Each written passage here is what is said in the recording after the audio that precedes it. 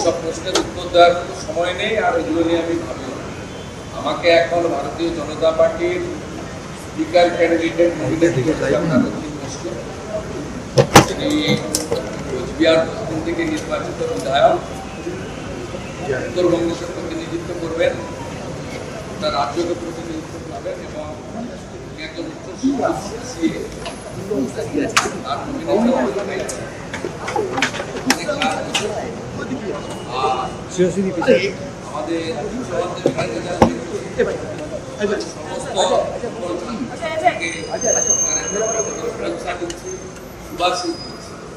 তারা স্বামী বিবেকানন্দের মতো চলে এগিয়ে যাক।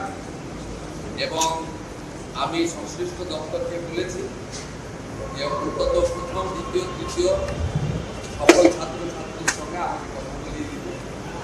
সংশ্লিষ্ট এনজিওরা তাদের বাড়িতে যাচ্ছেন, রাজ্য সরকারের পক্ষ থেকে শুভেচ্ছা পরিবর্তন দিতে।